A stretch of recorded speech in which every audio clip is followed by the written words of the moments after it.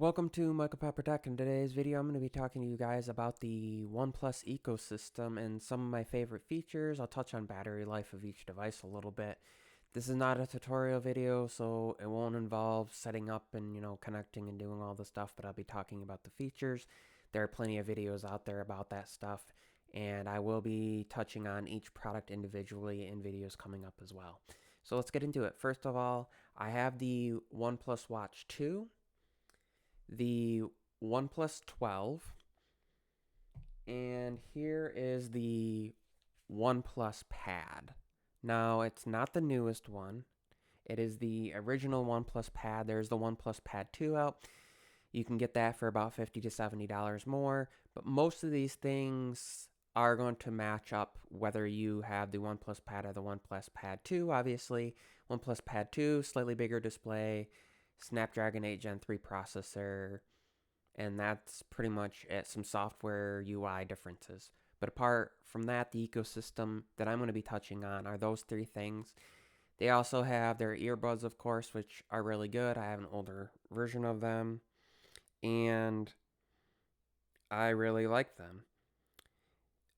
But why would you want to get the OnePlus ecosystem? Well, I did a little bit of math. You can get the whole ecosystem, OnePlus 12, their Buds 2 Pro, the Watch 2, the Pad 2, the keyboard, and the pencil for what something like the OnePlus Open MSRP or the Z Fold 6 or the Pixel 9 Pro Fold or any of these other folds that are out there that are, the $1,800 to $2,000 price point. You can get their whole ecosystem for that. And you're not sacrificing really anything. I will touch on a few things. So, $250 smartwatch. Well, what are you missing? It's got ECG. It's got oxygen monitoring. And it's got step monitoring.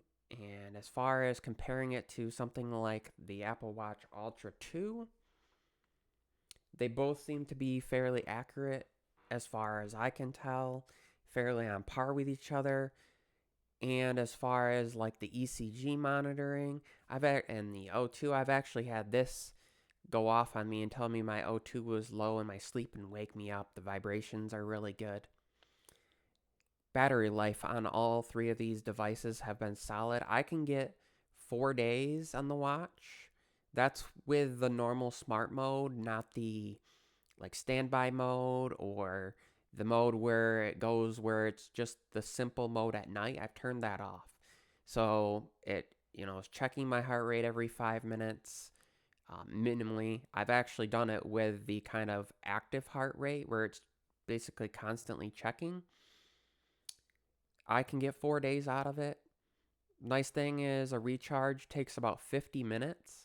I tend to just put it on the charger every couple nights, or because it doesn't take too long to charge, maybe you're watching an episode of a TV show, so you take it off, put it on the charger. 30 minutes, you're going to easily get a recharge because after 2 days, you might be at 50%, get it charged back up, throw it back on.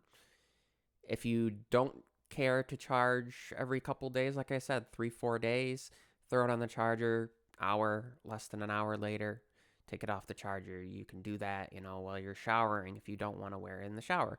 Now, I've worn it in the shower. It does have, IP rating, and it's been perfectly fine. On that note, on the OnePlus 12, one of the things that they've done is the display has where it's designed where if it's raining, you can still use the display. Something that not a lot of other companies are doing. As far as the OnePlus Pad, their price point on it, you're not going to get an OLED display, but the LCD display is beautiful. The MediaTek Dimensity 9000 processor that's in it is plenty adequate. I do multitasking, split screen, stuff like that. You're not going to get, video out. You're not going to get a Samsung DeX mode or a desktop mode with it. The new one does have that. You have video out. They don't have their own desktop mode, but you can at least mirror the display, and you can go into the developer options and make it so you can have window mode for the apps and things like that. So the next thing I want to touch on are some of the unique features. First of all, I did mention earlier missing features. So there is no way to natively use the watch as like a remote camera with your phone, like the Galaxy and the Pixel and the Apple Watches all have, where you can kind of frame things and see what you're doing. So if you take a lot of group shots and you don't want to kind of stay behind it, frame it, set a timer, you want to be able to actually see from your watch and just hit it and then kind of check the results and then hit it again. You're not going to be able to do that with this. Like I said, LCD, it's not going to get super bright. It's got a fairly fast refresh rate though, up to 144 hertz on the OnePlus Pad. And of course, the 120 hertz on the OnePlus 12. Bright, beautiful display. Gets super bright in the sun. Even inside, sometimes I've had to kind of dim it down. The fingerprint scanner is super fast and responsive. Great cameras. But this is not really about each individual device. It's about how they work together. So, what has been really nice is messages. I'm not dealing any delays as far as notifications coming in. Clear them on the watch, they clear on the phone. Because I have it so that my phone pairs to the tablet, so all my notification comes in there, those also get cleared off there. They have a data sharing mode, which yes, you have where you can mirror and you can have like your notifications and your calls and your texts syncing between, Samsung phones and tablets and watches and stuff. But what's unique with their data share mode is it connects, but it's not doing like a hotspot. It's using a sort of proprietary connection. So if your carrier doesn't support hotspot, it still works. I used it with Visible, and we know Visible's hotspot has limitations. Now, they seem to have figured kind of a way around that and noticed that you are using data, so they slow it down a bit and they limit the video. But if you're on another carrier where perhaps they haven't really figured that out, VPN may work. And that's what I was doing. And if you're just doing basic text stuff, scrolling on the web, some basic video stuff, that's all you need. And you don't have to pay for a data plan. You're not paying $100 or $150 more to get a cellular model. You're not having that cellular chip in there all the time, the cellular modem, where it may affect the battery life. The battery life on the tablet, I can get 10, 12, 14 hours of screen on time. I've had days where I've had 14 hours of screen on time over like 2 or 3 days. The standby time is excellent. When you're using that data share mode, I've been out and about in the car. Sun is coming down, so the screen brightness has to be all the way up on the tablet. Phone's just kind of setting up in a mount, not on the charger or anything. And both of them may drop 1% every maybe 10, 20 minutes or so. Battery life doesn't seem to be really degraded much by using that versus being on Wi-Fi, at least from what I could tell. And, I was still able to get 10 hours out of both. And, that's going to be cellular running on this and sending its connection to the tablet. Most of the time when you're on cellular on a dedicated tablet or on your phone, it's going to burn through it alone. The nice thing about that is, for example, I went and helped my wife clean in her job. I took my OnePlus 12, sat it on the desk, and handed the OnePlus Pad to my son so he could do that. If my phone pinged, I got it on my watch, or, when we were taking breaks, sitting down to have lunch, I could be on my phone, he could be on the tablet. Other example, I can be in the front seat with my phone, he could be in the tablet on the tablet with the back. Both can be doing different things. I could be watching videos, he could be watching videos. We could be using the same apps. If you have a kid, you could have them logged in as well. You have to be logged into the same OnePlus account, but you could have them signed into maybe a different Google account, different YouTube account, different other things, and be able to share that connection with them. So you can be in the front seat doing whatever you want. They can be in the back. That's not mirroring. If you're doing that, then you can set it so your notifications aren't going to be bothering them, and just sharing that connection. The other things I really appreciate is just the fact that they include things that most people will use. OnePlus 12 has a one-handed mode where you can swipe along the side and it brings all the apps kind of down to the bottom and together, and you just swipe your finger up to the app icon and let go. OnePlus Pad, their split screen mode, floating windows. On the newest one, they open canvas. Some of the things that they considered. Cameras are really good on the OnePlus 12. Camera is good on the back of this if you're just taking pictures, maybe of documents and some things.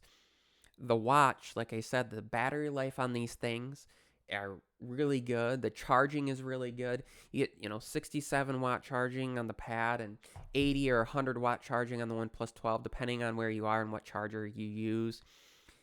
Fast charging on this. You do have to use their charger, which uses pins, but the puck that comes with it just has a USB-C port on it. So you can use that with basically any USB-C charger, portable, easy to carry. And they all just work together. All I had to do was sign into my OnePlus account. I'm signed into my Google accounts, but signing into the OnePlus account, and you just toggle on those features, and everything syncs up. It's not having to go sign into a bunch of separate accounts, set up all these apps individually, set them up on the other devices. Because if you do have it where you're sharing your connection from this to this, from the OnePlus 12 to the OnePlus Pad or the OnePlus Pad 2, you can have all your notifications, your texts, your syncing, your notifications coming across. And the nice thing is that allows you to kind of free up space on the Pad because you don't have to have those apps on there. Or maybe your phone is for business, your tablet's for personal, or vice versa. And you can sever those connections when you don't want that coming through. But when you do, you know that you're going to get them on any device in that ecosystem. Of course, you can always go in there and turn off notifications so that they don't go across. But you can do that on the tablet or the phone. And just for somebody who wants to save money, who still wants a good ecosystem, I truly believe that the OnePlus Watch 2, the OnePlus 12, and the OnePlus Pad or the OnePlus Pad 2 are the best Android devices, Wear OS devices, and experiences you are going to get. And even if you go into some of the higher price points, you're considering having to spend 2, 3, 4 times as much for some of these products to get the same features, to get close in battery life. And from my testing, the OnePlus 12 is the best battery life on any phone I've used this year.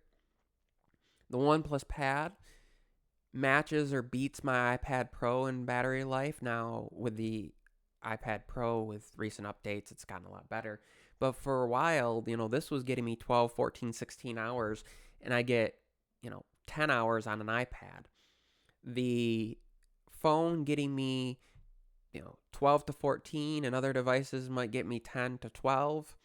The watch getting me 4 days, where I might have gotten 2 or 3 days, or in order to get 4 days, you had to spend, $450, $500 on a Galaxy Watch Pro or Classic or Ultra. And, with an Apple Watch, you might have to go to the Ultra to get 4 days. Now, I was getting 3 days, 4 days on my Series 7. But as far as it goes, my favorite ecosystem, I'll say it again, in a long time, just because of those unique features and because I didn't have to pay for a data plan to use connection to this and save a bit of money. My ecosystem right here, $799 for the OnePlus 12. It was $249 for the watch and $399 I paid for the tablet. So that's $1,450. That's the cost of one S24 Ultra or iPhone 15 Pro Max, or other devices at that level. As far as when you're talking about 256 gigs of storage on the tablet and the phone, and a decent amount of storage on the watch for it, storing music, you can connect earbuds to it and listen to music. Now, it's Wi-Fi only, but it can connect to your Wi-Fi at home, connect to your phone, connect to your Wi-Fi at work. If you have maybe certain hotspots out and about that you've connected your phone to, your watch can connect to those. And so these are all the benefits, and I'm really enthusiastic. And I think if you're just looking for a solid experience, you can't go wrong with any OnePlus device this year. And if you put them all together, it comes to a culmination of a brilliant experience without costing you an arm and a leg. Thanks for watching. I hope you found this video useful. And I really hope you will consider reaching outside maybe your normal company and using one of these devices, or maybe getting them all together if you're looking for that experience. Thanks for watching. My name is Michael Pepper of Michael Pepper Tech. I hope you consider subscribing if you're new to the channel. Give this video a big thumbs up on your way out. Put a red hot pepper in the comments down below if you made it this far. Peace, love, see you in the next video.